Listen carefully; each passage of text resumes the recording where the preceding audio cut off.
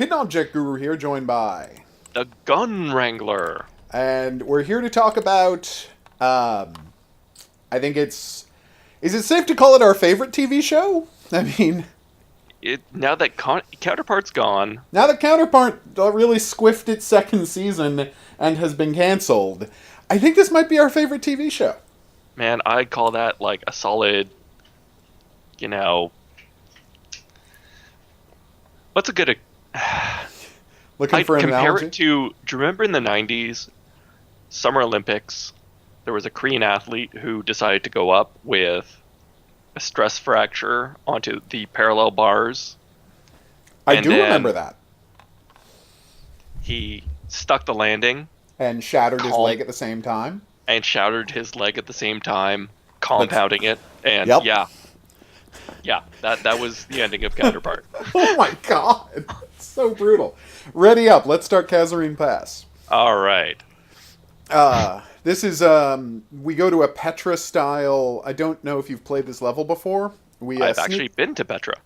Well, it's not the real Petra, obviously. Oh, damn but it's it. a Petra style. Beautiful temple carved into a mountain. That's where the Nazi base is. We have to slowly work our way there. There is at least one tank to deal with. All right. But yeah, Petra is very badass. I have seen pictures from Petra, and it is, oh my god. I can only imagine what that's like in real life. It's wild. Yeah. Also incredibly hot. Well, and I would in hope. town. It's the middle of a desert. It's not in the middle of the desert. Well, not anymore, but yes. There's a city right there now. But I'm saying when they originally built it. Yeah. So as you can see, we got armored cars to deal with. We got a tank to deal with. And here is the pass where there was some kind of a brutal bombing that wiped out all of these guys. So that's right. The show we're talking about is Barry. We talked about this last season. We did, I think, either one or two episodes where we just talked about how incredible Barry is. And, I mean, you always worry about the second season, especially after such an incredibly dramatic ending. You're worried, are they going to be able to pull off the second season? And I think it's safe to say that they're off to a great start. I have to say, I was crazy impressed by that First episode. Season 2 opener. Yeah, it was amazing. So Barry, this is our big focus on the show is, I don't think either of us understand why it's called a comedy. No, there is no reason for this to be called a comedy. Like, the only reason to call this a comedy is that it is 1.5 hour long, and traditionally 1.5 hour long TV shows are referred to as, like, no one makes a half-hour drama outside of the world of soap operas. Because, am I wrong, or is EastEnders, like, just half an hour? I've never seen EastEnders. You were absolutely the wrong person for you to ask that question, too. Yes. I now realize that, and I apologize. But yeah, there is such a thing as a half-hour soap opera, because, you have to do a soap opera daily. Yeah. And so, this is going to be a deeply old cut, and I apologize in advance for making it, but I'm just going to do a shout-out that it exists only for people in Canada of a certain age. There was a show called Train 48. Oh, wow. I know. And it was a daily soap opera, and the premise was... That is, like, almost very Toronto-specific. Oh, it's only for people in Toronto. So there was a commuter train in Toronto, the Train 48 is the title, and basically what happened was, okay, you woke that guy up. He's okay. He's fine. I'm gonna take out the sniper before he deals with you, so... Alright, sniper's down. Oh. What? G43, where have you been all my life? Isn't the Gewehr beautiful? But anyway, so Train 48, the premise was everybody was on the same commuter train in Toronto, right? And as a consequence, they all had different lives and different things, and they would all be on the same train every day, going to work and going home, and so they would involve themselves in each other's lives and blah, blah, blah, blah, blah. And the hook was, it was all just, set on the train. Yeah. And the limitation of that is the commute home is half an hour, so it was also like real time. It's not a bad premise, but it wasn't a very good show. And that is my like all I can think of when I go to half-hour drama, right? Is like this is my only reference point. Well, you know, the original pitch for Buffy the Vampire Slayer was half hour. Really? Yeah, they shot for Fox a half-hour pilot that you can go online. I mean, it might still be on YouTube. It was on YouTube for a while. You could go online and watch it and just be like, it was, first off, everybody else was the same cast. Even Darla. Different Willow. We have a tank? We have a half track. Okay, where is it? You want to mark it with the I'm binoculars? less concerned about him since I shot the gunner. Oh, okay. Yeah, no, then it's fine. Yeah, it's fine. If you already shot the gunner, I'm not worried at all. But anyway, so yeah, there's a different Willow, and everyone's like, oh my god, different Willow? That's not comfortable to watch. But yeah, it's an amazing show. It's amazing that they tried to do it, and when you watch it, you're like, oh, this wouldn't work at all. Like, you can see that this was obviously never going to work, and for what he was trying to do, it absolutely needed to be an hour-long show. Right? And, yeah, it would have been... It would have been a disaster, and if you watch this pilot, you can see that. And that's why Barry impresses me so much, because it's just half an hour. And while it's true that it has comedy beats... It has comedic moments. It's not a comedy. At all. It's not the focus. The focus is not the comedy, and overwhelmingly, it does not have a comedic tone. No. There is nothing light about this show. This is the first thing I'd like to bring up. Yeah. You know, we have NoCo Hank, right? Oh, no, Hank. You're so dying this year. He's definitely going to die this year. We'll buy you a beer. Really? If that happens? That happens. Okay, we'll talk about this later, but I'm so afraid he's dying this year because I love him so much. He's not going to die this year because we saw him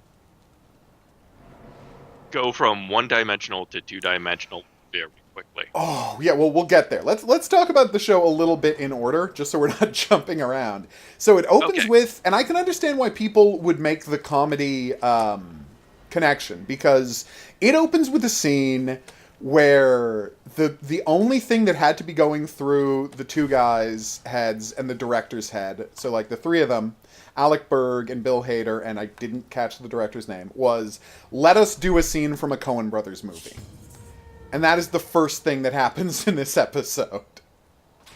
Like, it is actually not that far off. No, it is so close to something you might see in a Coen Brothers movie.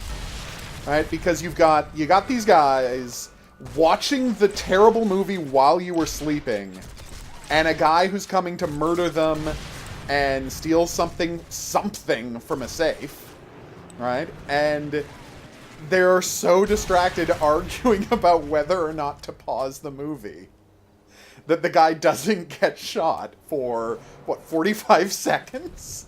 Yeah, there's a shotgun straight up pointed at him. And he's so busy arguing about this Sandra Bullock movie that he doesn't realize it. Jesus Christ. I have to say, that is one of the best cold opens I've seen in some time. Oh my god. And to go from there to the hotel room where Stephen Root is. Yep. Oh, so brilliant, so beautiful, and the approaching sirens during the whole scene, the guy getting shot 83 times right in front of the door. Yeah. And the guy... Stephen Root just closing the door and be like, yep, nope, that didn't happen. That didn't work. And then the dude bailing out the window. And it's like, and I love that Stephen Root's logic is, we can just tell the cops that we don't know why this guy showed up at the door. But no, the guy jumps out a window. Oh... And I thought you said nobody would get hurt. That is not what I promised. Obviously, you misunderstood. That was fantastic. Oh, Yeah. and they didn't even get, like, who the hell knows what they were trying to get? It doesn't matter for the episode what they were trying to get. What matters is Stephen Root is a disaster area, and he's come back to ruin Barry's life. Yeah. Because this is one of those things I really loved about Counterpart. Yeah. Every detail, no matter how small, is important. Okay. And what made you think of that in this scene? Well, following up on that, where he's taken in for questioning. Yeah. Oh, that wonderful he's like, yeah, background. You're gonna have to get me a lawyer before you get my DNA. He discards the soda can. I know, and immediately. he says that, and then he takes this big long sip from the Coke can and puts it on the table. And the DNA guy's like, okay. Okay. And just picks it up and picks bags it up, in walks the background. off, and he's like, and you're right, because it's deep in the background that he puts it in the bag, because Jesus Christ. And that's the thing. I mean, if you want to call it a comedy at all, we got a truck full of, I think, reinforcements coming? They're right behind you. Like down into, yeah, they're reinforcements there. I'm gonna try to mark them off for you. I can't see. Unfortunately, there's a burning tank between me and the reinforcements, so all I can do is point out where the truck is. Sorry to do that. But yeah, and you're right, that there are moments in there that are comedic. I'm not delusional. Like, that wonderful plays as a hilarious joke. The background, of him being so prideful in how the cops can't do anything, and then they just have his DNA. Yeah, now we have your DNA. Yeah, now we have your DNA, and, we know you were in this garage where everyone got shot. And yeah, okay, NoHo Hank. The whole thing, right? The whole thing with him and the South Americans, right? Like that whole letter he's writing home about how great everything is going in LA. So happy. Now that Goran is dead. Goran was causing all of these problems. But now that he's dead, business is going great. I'm super happy. We've more fulfilled than we've ever been. This is going incredibly well. And you're like, okay, it's light, it's comedic. You're enjoying Hank's experience. And then suddenly, they're like, no, you got to kill these guys. And he's like, oh, what can I do? Well, I'm jealous of his relationship with was it Burmese? Who are the... the Burmese crime lord. The Burmese crime lord. I'm jealous with his relationship with the Burmese crime lord anyway. So 2 birds, 1 stone. And then he goes to see Barry at work.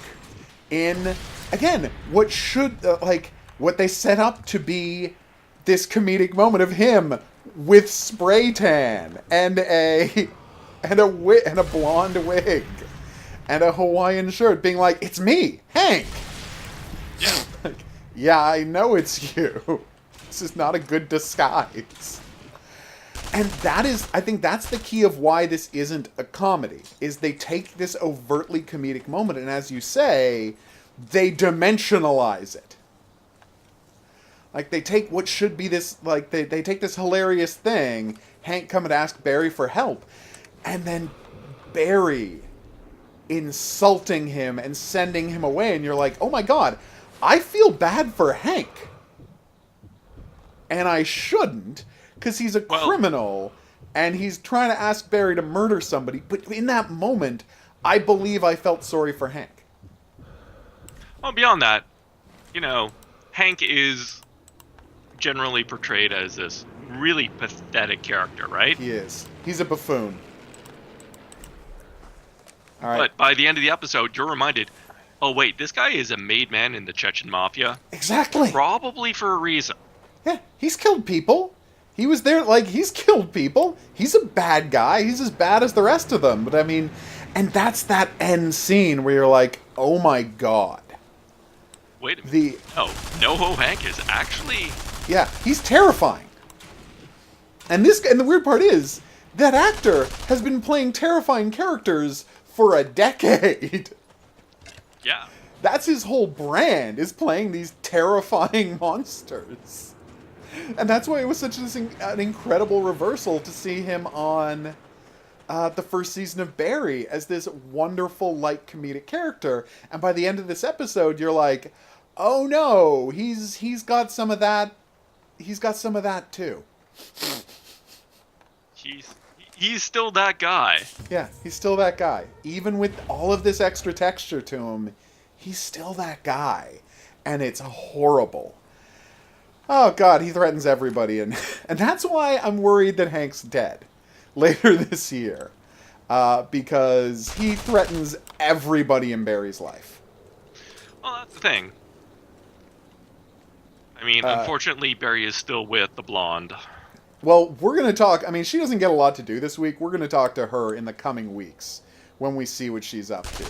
I know like exactly. That character. She's almost certainly sucking dick for parts. She's almost not. Certainly. No, we know for a fact she's not, and that's why she's not getting parts.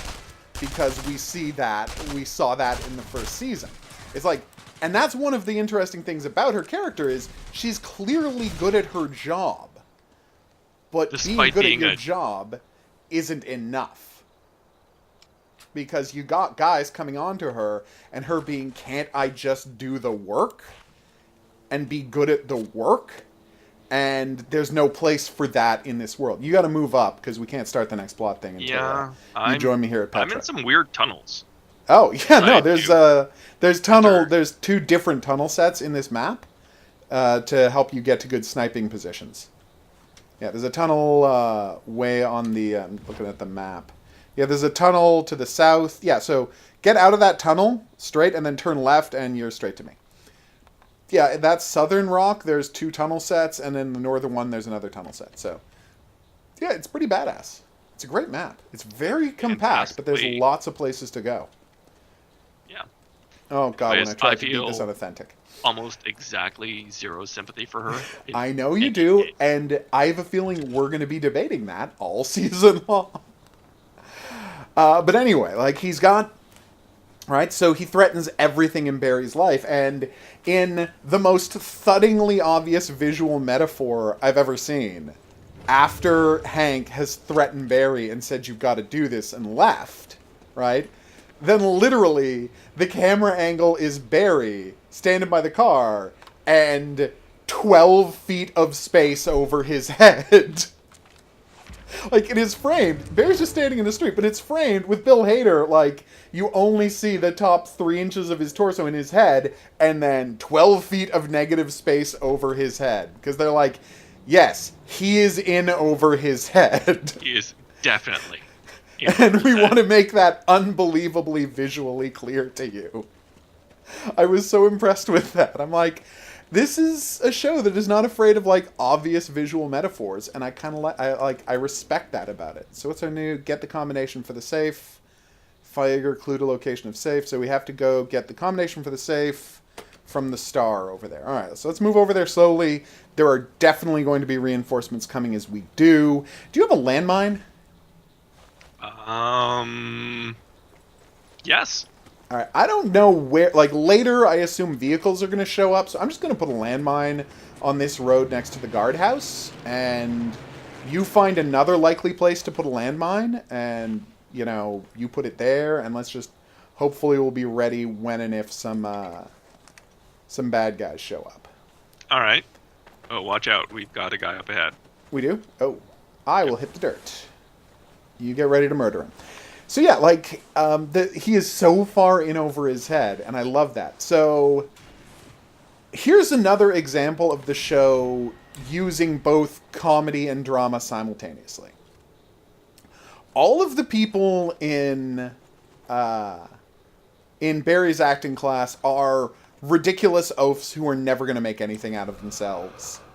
Except for his girlfriend, who is legitimately talented, but is also, all sorts of problems. Turns out, a legitimately awful person.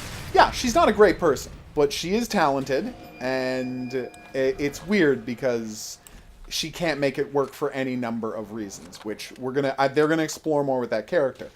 But that scene where we finally get a window into Barry's background, where he's like, it's weird that he's right. And, like, what a shallow and, in some ways, terrible person Gene is. Because Gene has always talked about using real things to support your art. Yeah. Right? And drawing it from a real place. And so when Barry throws that back at him, okay, you're sad about your girlfriend disappearing and probably dying. You know? Use that. Use that as teaching. Use that for acting. And, of course, Gene can't do that. Because he's not, fundamentally, he's... not an actor. Well, no, he's not good at this. Fundamentally, he's not good at this. And I get the impression that he's a much better director than he is an actor, and that is the crux of his position. He's accidentally stumbled into being an excellent director and an excellent motivator. Yeah, but then when he's asked to, like, actually live the stuff he says, he finds it incredibly difficult to do, so he asks Barry about the first time he ever killed someone, and... Which, by the way, if you do that to an actual combat veteran... Yeah, that's not a cool thing to do. You know, I really hope you have good dental insurance. Oh my god! Oh god, but, you know, so Barry, and that's... Okay, so we still don't know... That scene is actually super interesting from a military perspective. Okay. I'm going to say my observation about that scene, and then I want you to tell me the authenticness, how it feels to you who knows about this stuff. But my observation about that scene, the thing I found so fascinating about it is just the psychological stuff from Barry. Yeah. Because this is a guy who was obviously abused as a kid. Like, we don't know what happened with his terrible father, but... just alone, if his dad was friends with Stephen Root, he can't have been a great guy. By default.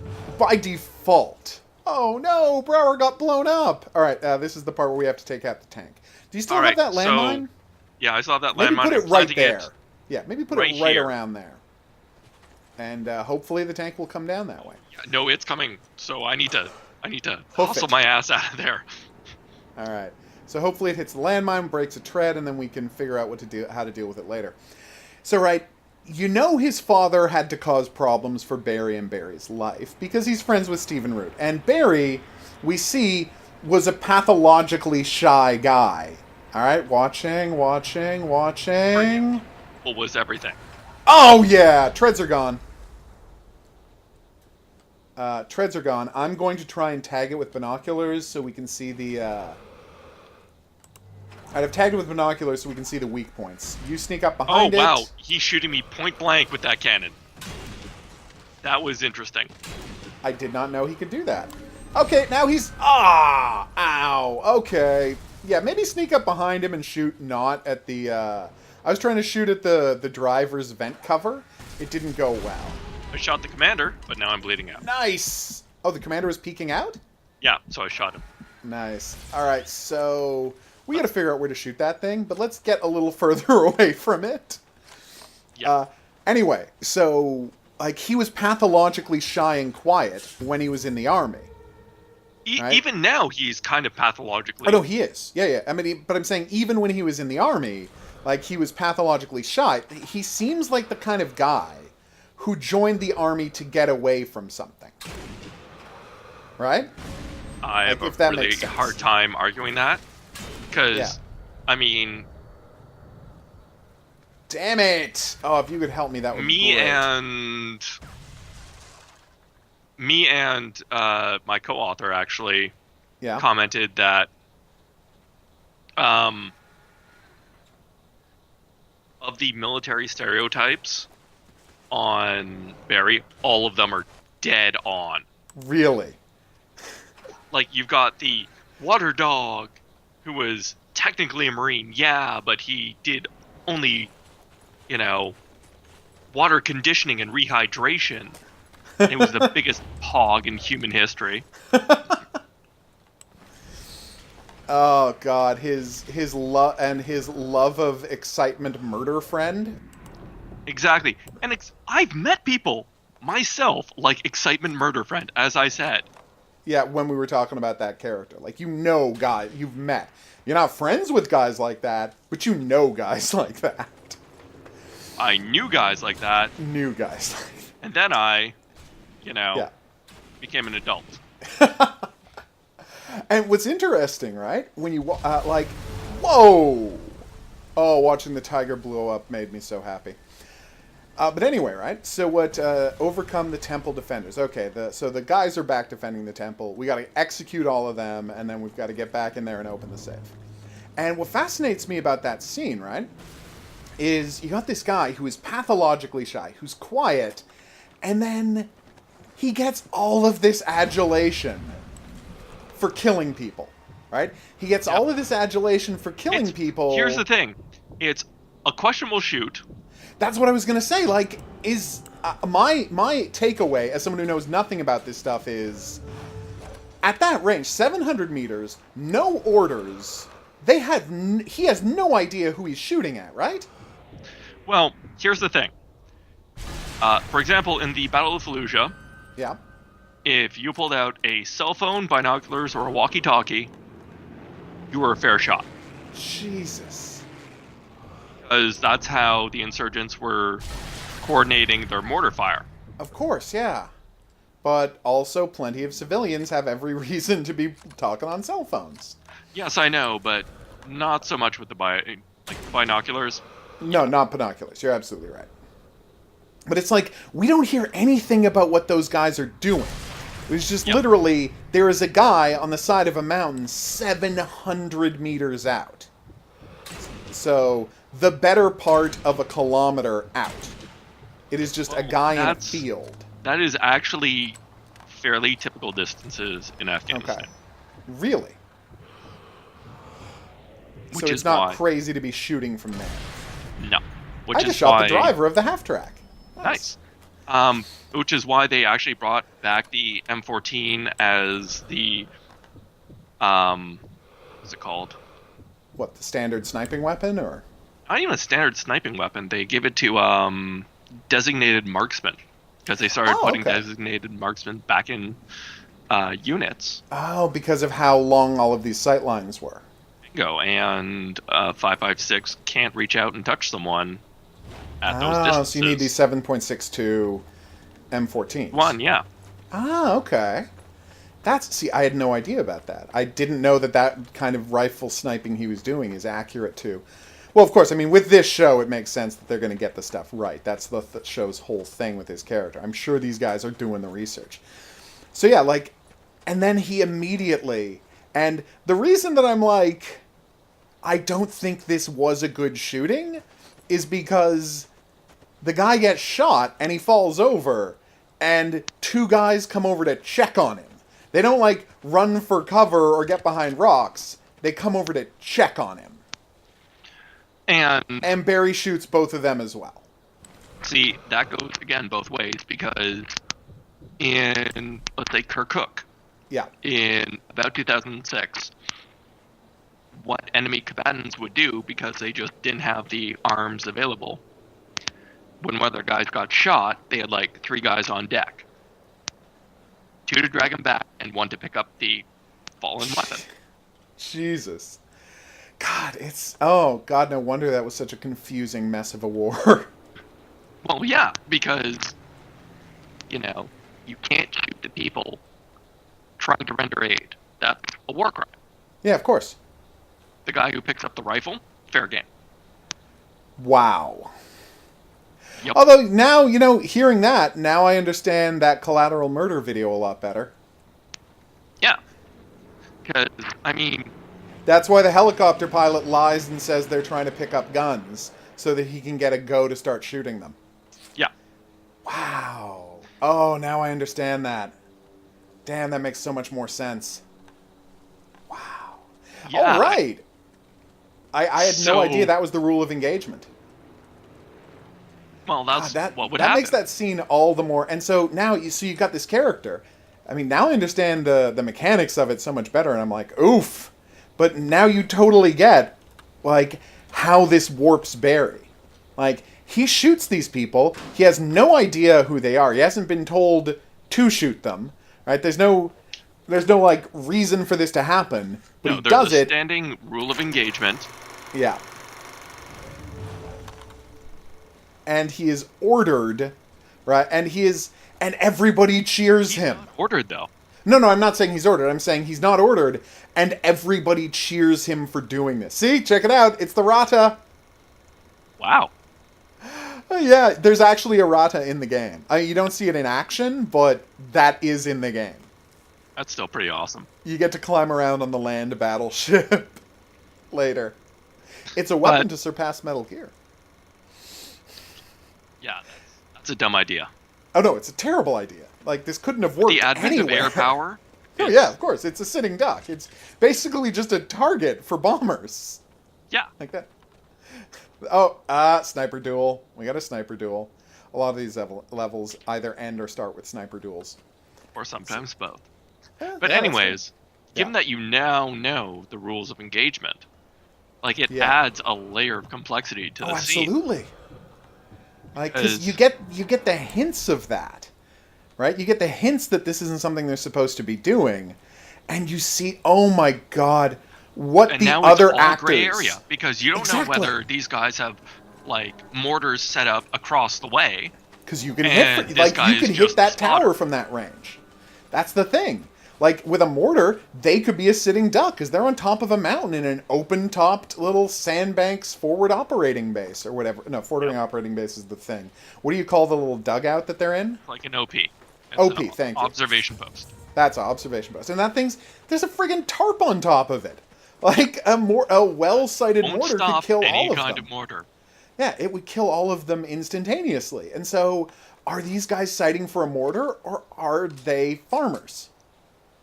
Right? If they're farmers, what the fuck are they doing on top of a mountain? Well, they could be looking for a goat that left somewhere. You never know. Like, they could just be looking for a lost goat.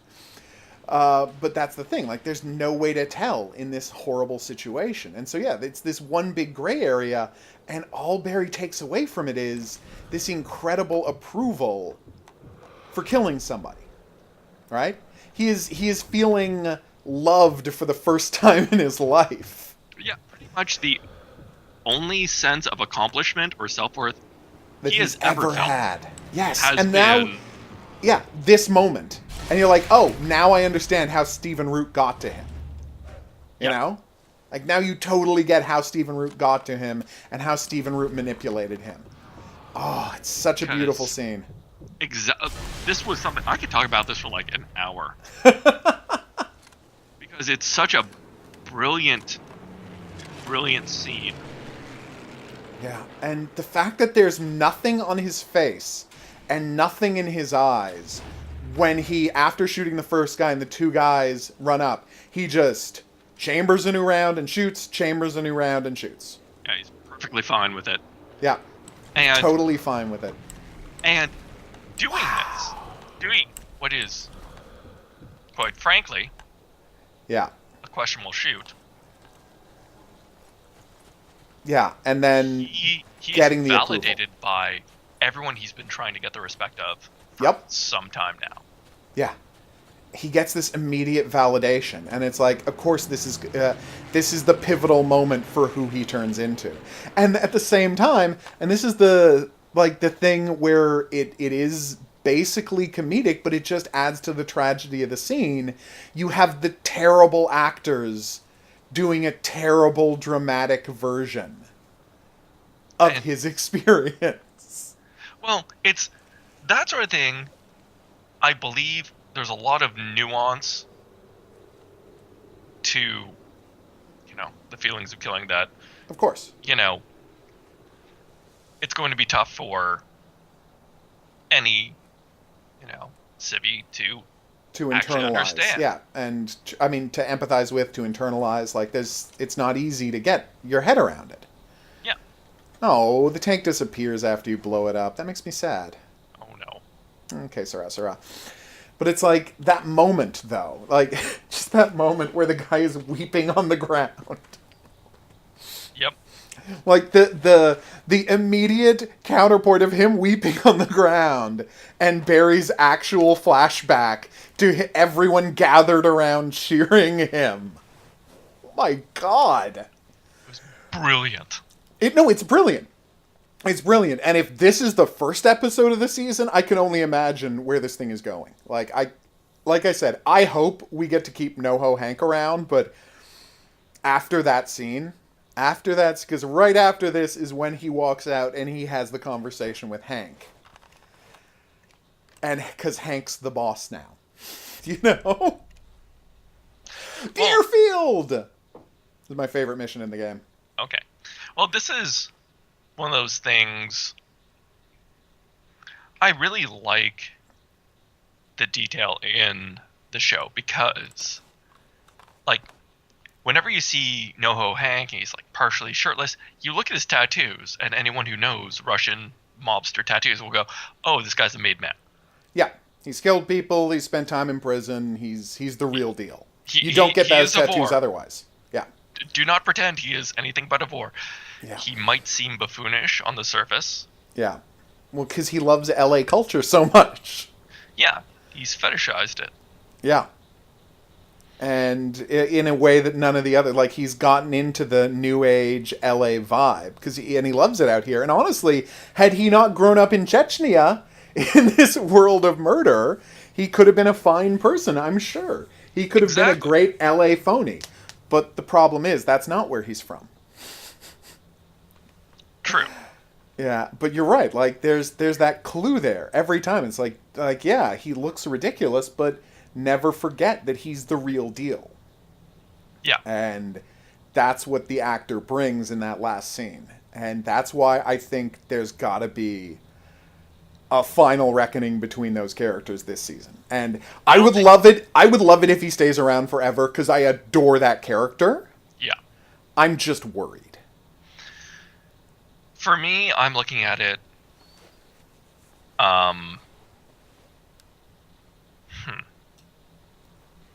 NoHo Hank has gone from being sort of comedic relief to being an actual character.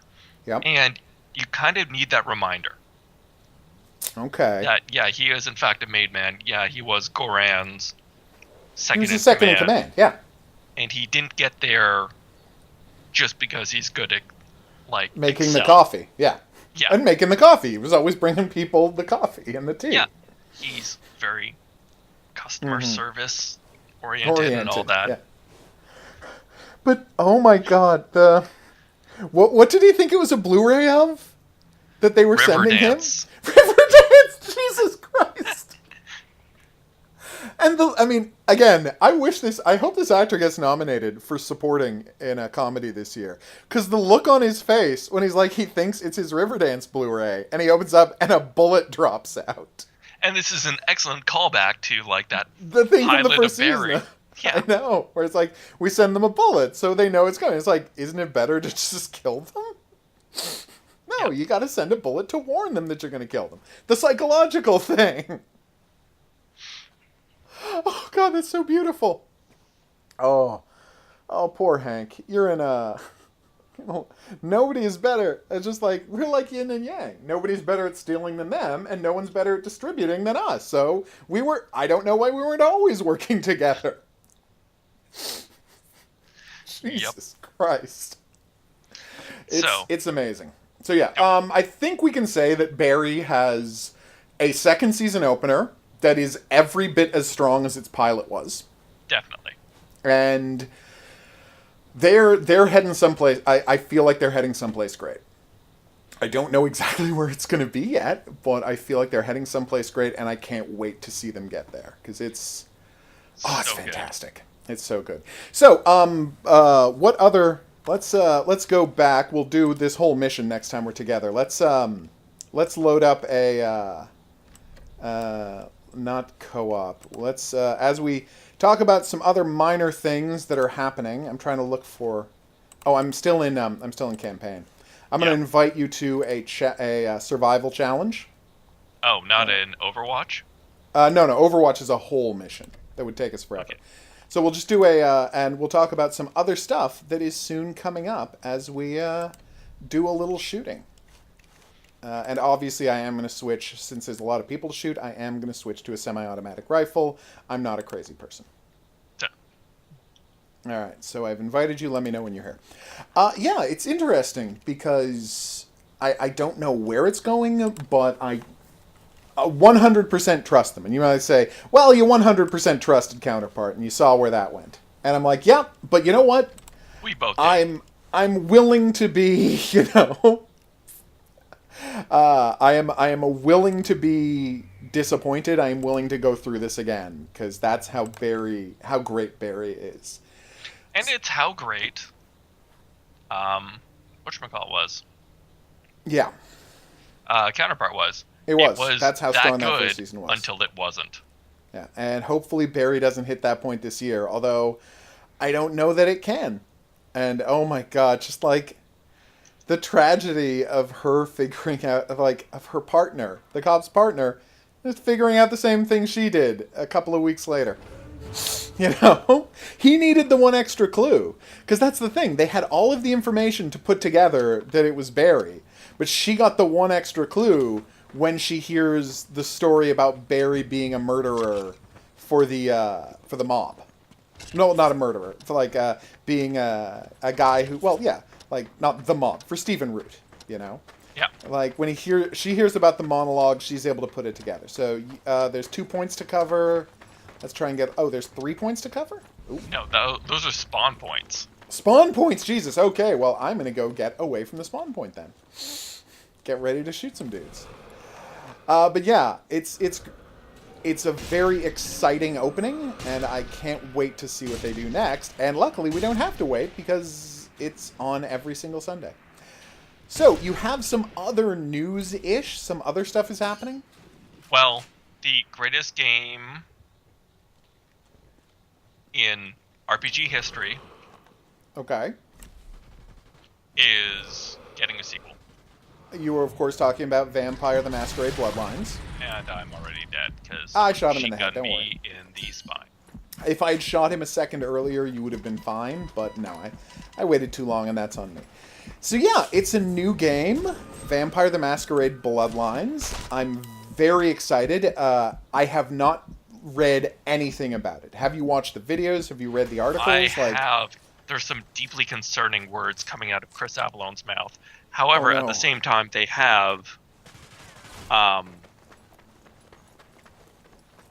have assembled most of the old team. Okay. So Troika Games is back. Yeah. It's Troika, right? It's missing, I think, 2 people. Okay. Well, you know, when you say missing 2 people, and they're called Troika Games, that makes it sound like there's only one of the 3 people. I know that's not actually how it worked, but it does make it sound like, yep, we've brought back Troika Games. We only have one of them.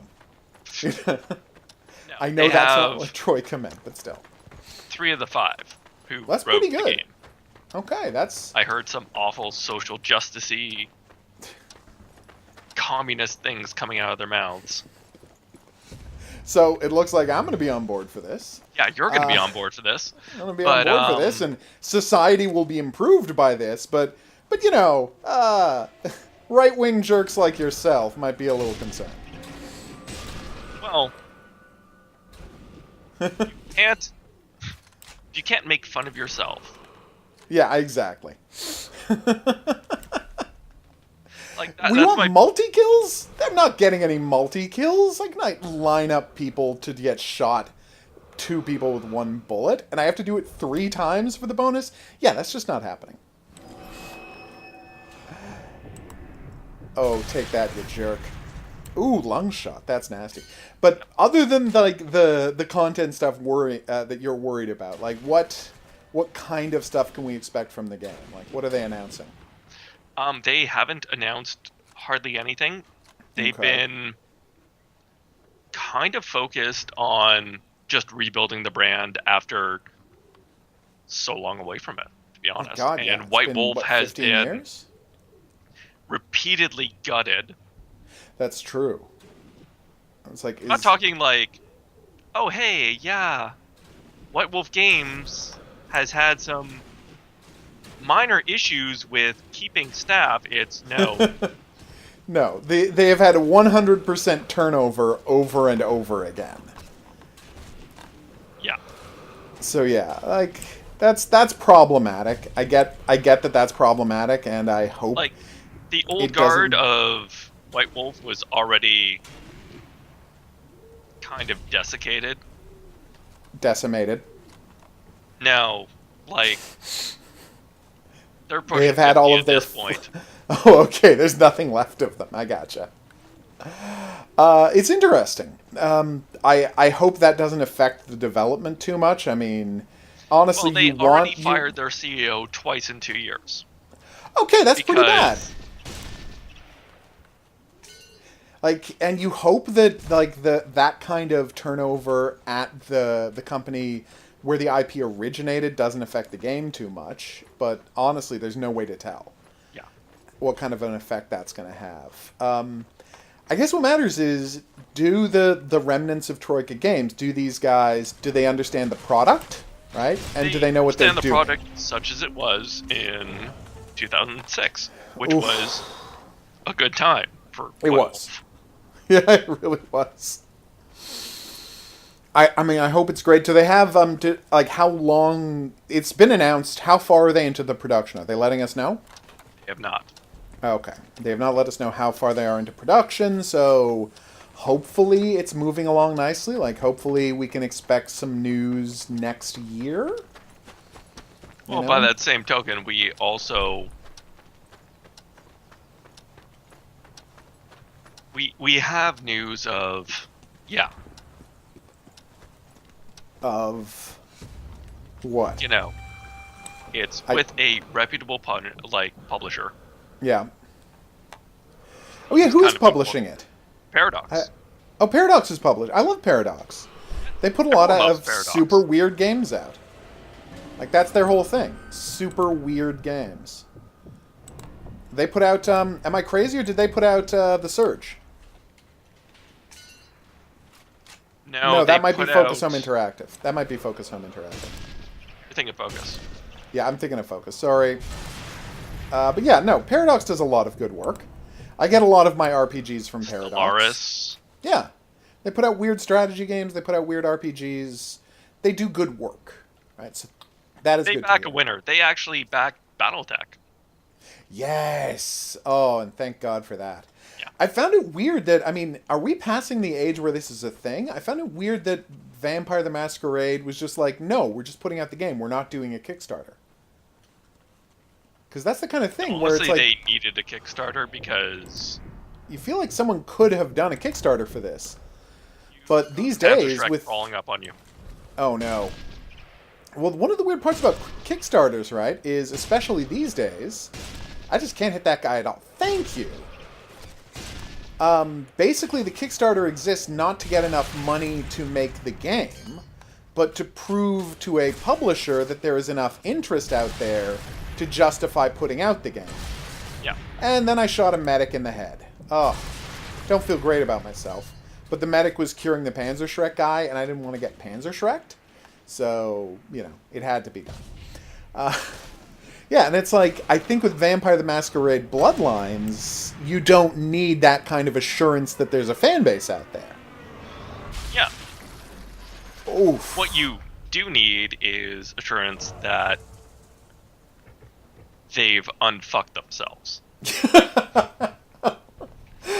Okay, I get it. And I think you're right. Because there's they've gone, and even you'll understand the extremes. It's like, oh, well, this character is a Bruja, but he's a queer Muslim, and he calls himself the Bear Bruja. I'm like, that hurts to hear. It hurts you to hear, it hurts you to say out loud.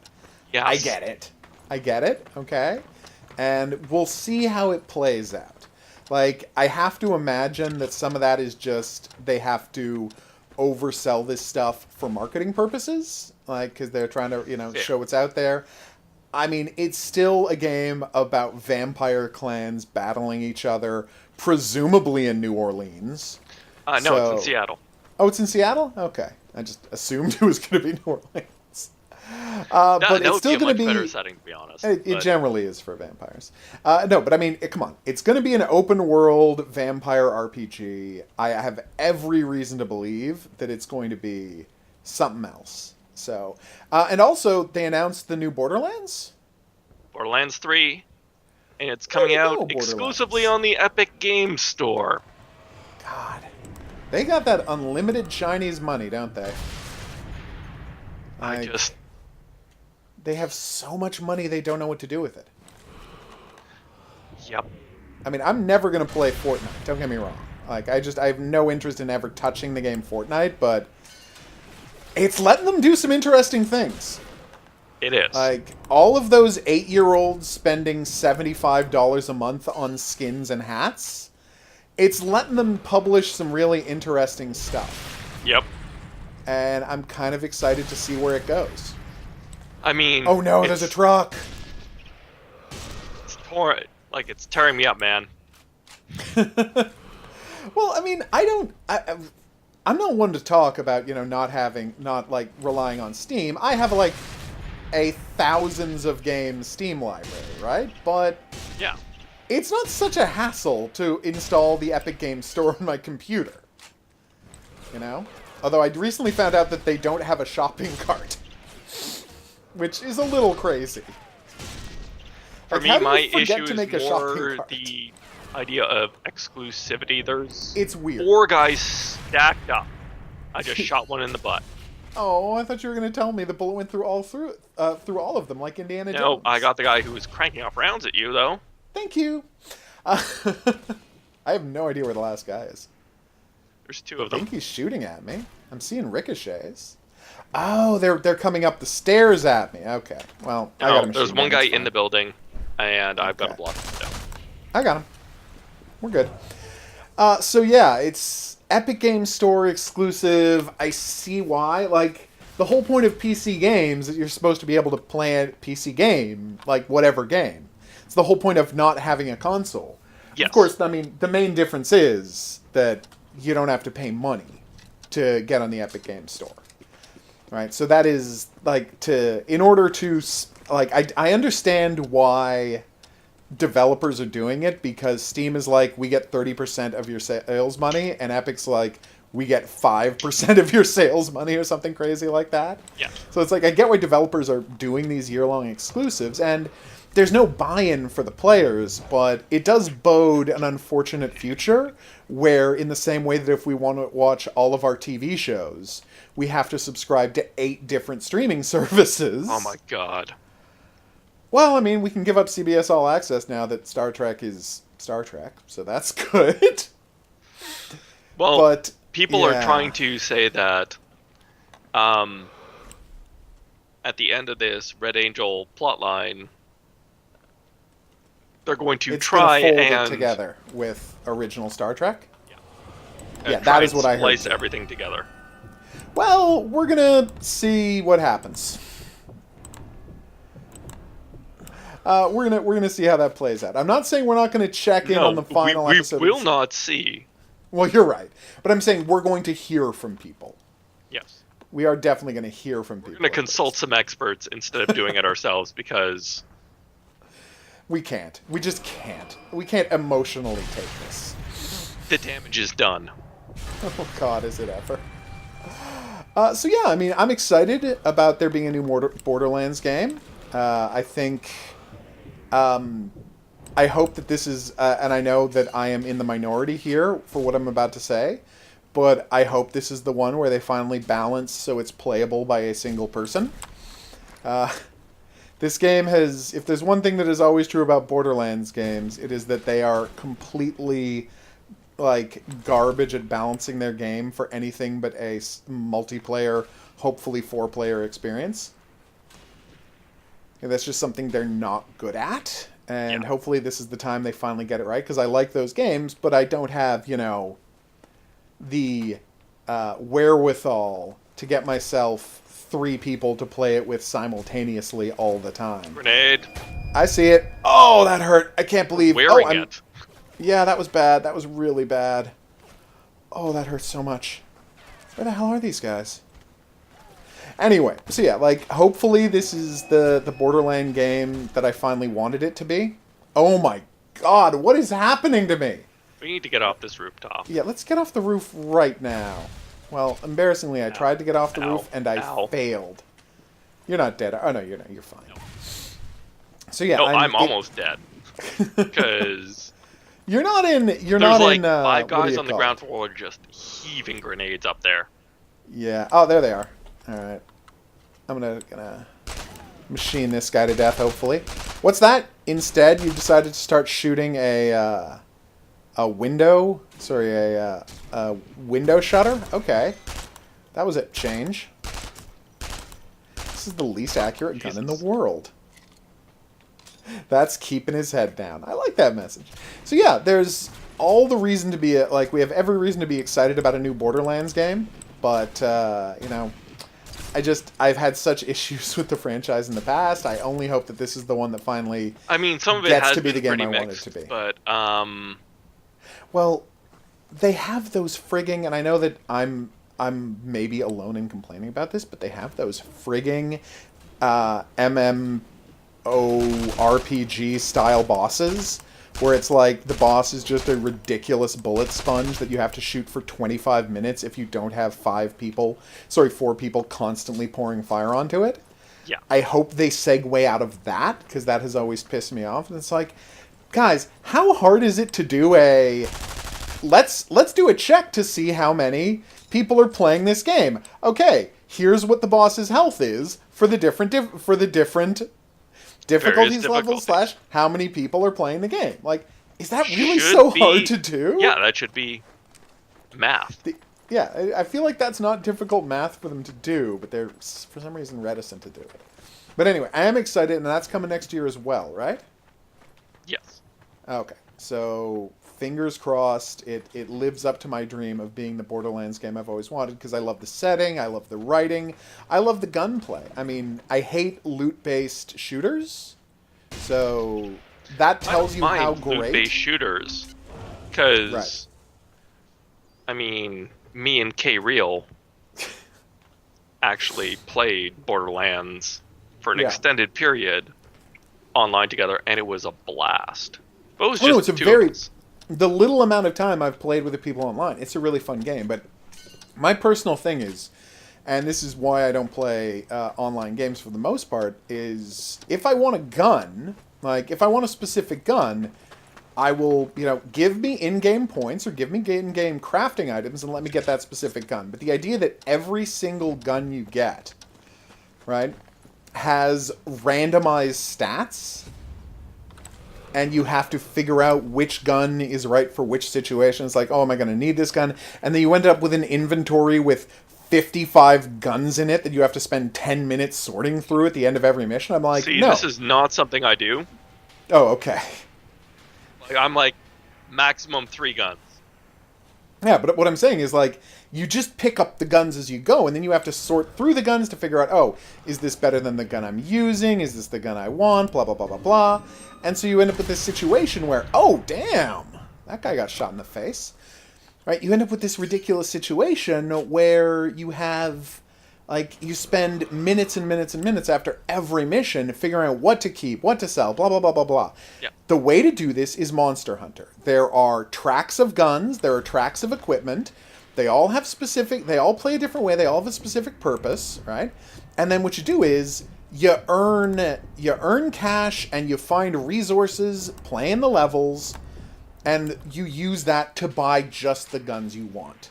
And you can experiment and you can explore and you can try out different things, but you're not constantly getting flooded with 15 guns per mission that you have to sort through. That's garbage.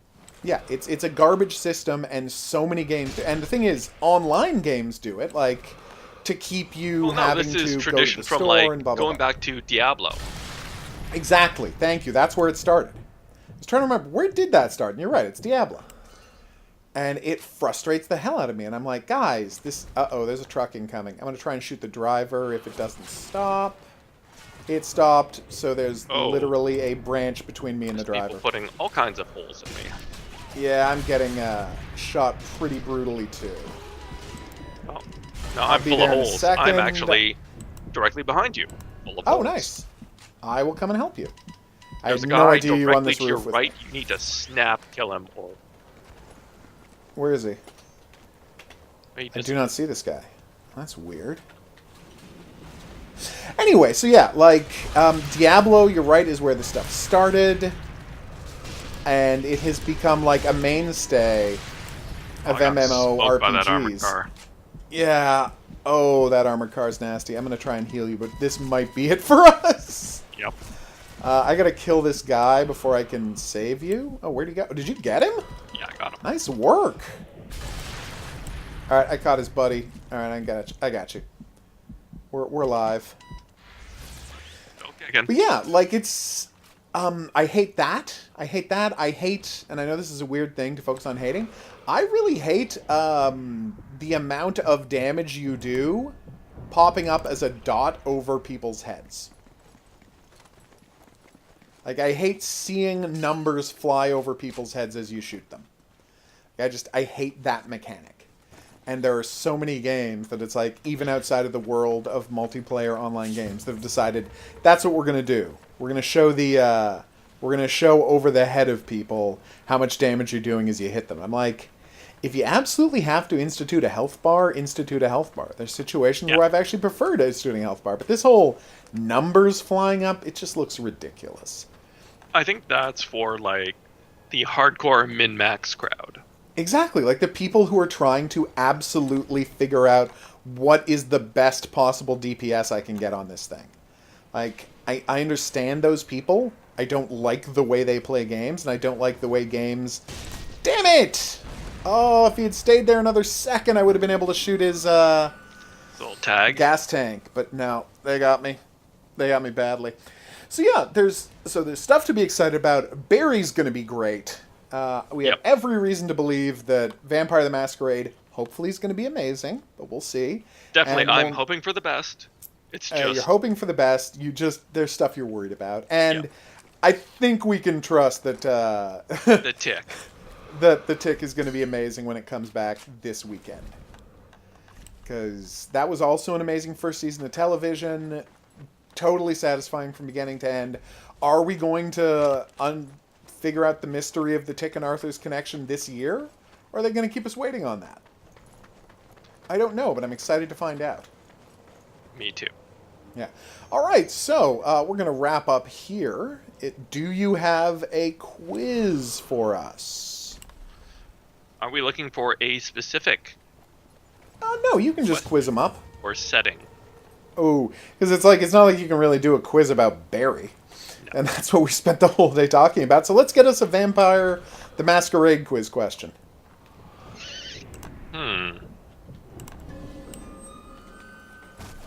Name me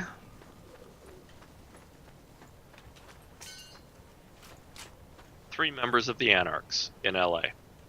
Nice. Okay. And if you can do that, be the first commenter below the video to answer that quiz question, and boom, you win a Steam game. So we're going to be back here next week to talk more Barry and the Tick. My spinal column. Oh no. This thing is kicking our asses. Yeah. Don't worry, I laid a mine. Oh, singular. So I was running to actually lay another mine. But it gotcha. Oh, damn, look at you. I do like the unlimited resuscitations. That's nice. So we'll be back here next week for Barry, the Tick, and we might have watched the movie The Highwayman by then. So there'll be a lot to talk about next week as we either play the sniper mission finally, or if I've gotten Battletech Flashpoint by then, we'll be playing the long-awaited 4 Hatchetmen versus 4 Hatchetmen duel you've all been waiting for. Yep. So we'll see you back here for that. But until then, au revoir.